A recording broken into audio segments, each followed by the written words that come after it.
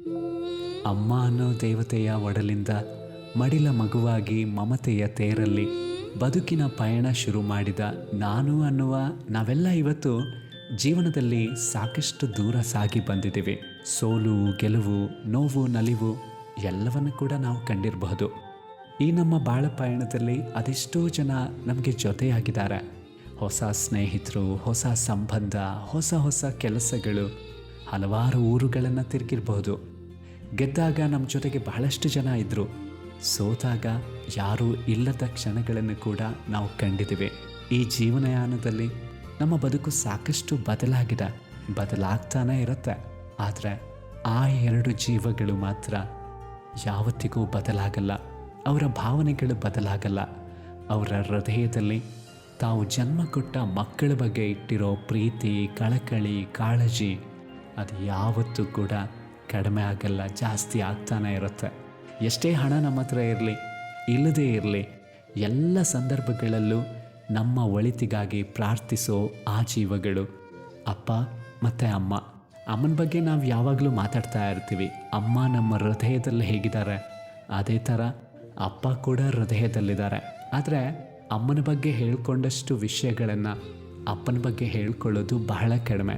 ಹಾಗಂತ ಪ್ರೀತಿ ಗೌರವ ಇಲ್ಲ ಅಂತಲ್ಲ, ಅದು ಶಬ್ದಗಳಲ್ಲಿ ಬರೋದಕ್ಕಿಂತ ಹೆಚ್ಚಾಗಿ ಭಾವನೆಗಳ ರೂಪದಲ್ಲಿ ಮನಸ್ಸೊಳಗೆ ಅಡಗಿರುತ್ತೆ ಅಲ್ವಾ.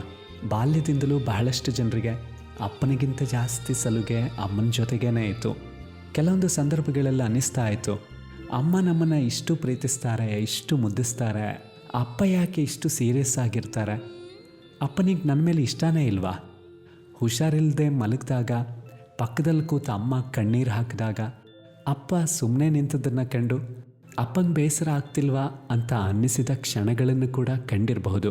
ಆದರೆ ನಮಗೆ ಗೊತ್ತಿಲ್ಲದ ಹಾಗೆ ಅಪ್ಪ ಕಣ್ಣೊರೆಸ್ಕೊಂಡದನ್ನು ನಾವು ಕಾಣಲೇ ಇಲ್ವೇನೋ ಅಂತ ಈಗ ನಮಗನ್ಸುತ್ತೆ.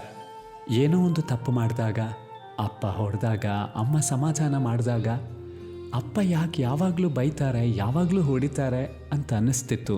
ಆದರೆ ಈಗ ಅನ್ನಿಸ್ತಿದೆ, ಆವತ್ತಪ್ಪ ಹೊಡಿದೇ ಇದ್ದರೆ, ಆವತ್ತಪ್ಪ ಅಷ್ಟು ಗಂಭೀರವಾಗಿ ಇರದೇ ಇರ್ತಿದ್ರೆ ನಾವು ಬದುಕಲ್ಲಿ ಎಲ್ಲಿಗೆ ಸಾಕ್ತಿದ್ವಿ, ನಮ್ಮ ಬದುಕು ಹೇಗಿರ್ತಿತ್ತು ಯೋಚನೆ ಮಾಡೋದಕ್ಕೂ ಕಷ್ಟ ಆಗುತ್ತೆ ಅಲ್ವಾ.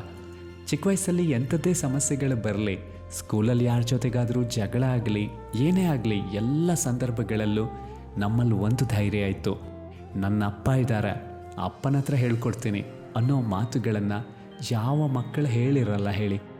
ಕೇಳಿದ್ದನ್ನು ತಂದು ಕೊಡೋ ಅಪ್ಪ. ಕೆಲವೊಮ್ಮೆ ನಾವೇನೇ ಹೇಳಿದ್ರೂ ಕೂಡ ನಾವು ಕೇಳಿದ್ರು ತಂದು ಕೊಡದೇ ಇದ್ದಾಗ ಅಪ್ಪನ ಮೇಲೆ ಕೋಪ ಬರ್ತಿತ್ತು. ಆದರೆ ಯಾಕೆ ತಂದು ಕೊಡಲಿಲ್ಲ ಅನ್ನೋ ಯೋಚನೆ ಮಾಡುವಷ್ಟು ಸಾಮರ್ಥ್ಯ ಕೂಡ ಆ ದಿನಗಳಲ್ಲಿ ನಮಗಿರಲಿಲ್ಲ.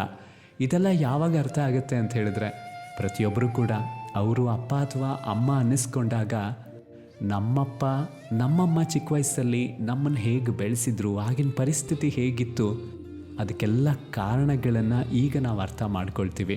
ಎಕ್ಸಾಮಲ್ಲಿ ಕಡಿಮೆ ಮಾರ್ಕ್ಸ್ ತೆಗೆದಾಗ ಅಪ್ಪ ಕೋಪ ಮಾಡ್ಕೊಳ್ತಾರೆ ಅನ್ನೋ ಭಯನೇ ನಾವು ಇನ್ನಷ್ಟು ಶ್ರದ್ಧೆಯಿಂದ ಓದಬೇಕು ಅನ್ನೋದಕ್ಕೆ ಪ್ರೇರೇಪಿಸ್ತಾ ಇತ್ತು.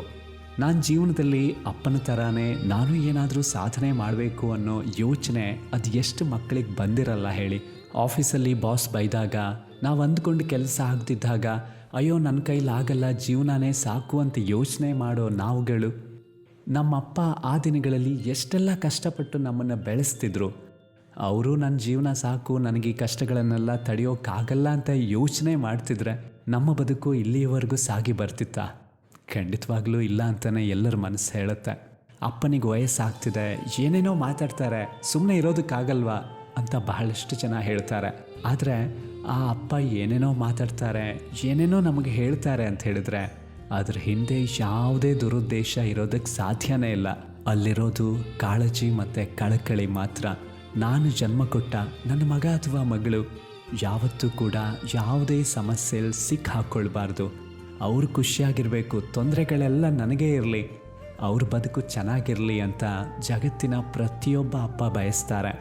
ಅಪ್ಪ ಅಂದರೆ ಅದ್ಭುತ, ಅಪ್ಪ ಅಂದರೆ ಅನನ್ಯ, ಅಪ್ಪ ಅಂದರೆ ಅಸಾಧಾರಣ, ಅಪ್ಪ ಅಂದರೆ ಅವರ್ಣನಾತೀತ, ಅಪ್ಪ ಅಂದರೆ ಆಕಾಶ, ಅಪ್ಪ ಅಂದರೆ ಅಕ್ಷರಗಳಲ್ಲಿ ಬರೆಯೋಕ್ಕಾಗದೇ ಇರೋಷ್ಟು, ಅಪ್ಪ ಅಂದರೆ ಅವಿನಾಶಿನಿ.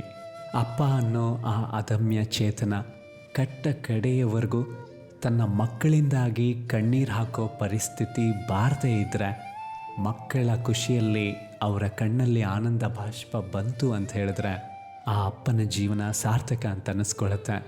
ಅಪ್ಪ ಅಂತ ಹೇಳೋ ಆ ಮಕ್ಕಳ ಬದುಕಲ್ಲಿ ಪುಣ್ಯದ ಫಲ ತುಂಬಿ ತುಳುಕತ್ತೆ ಅಲ್ವಾ?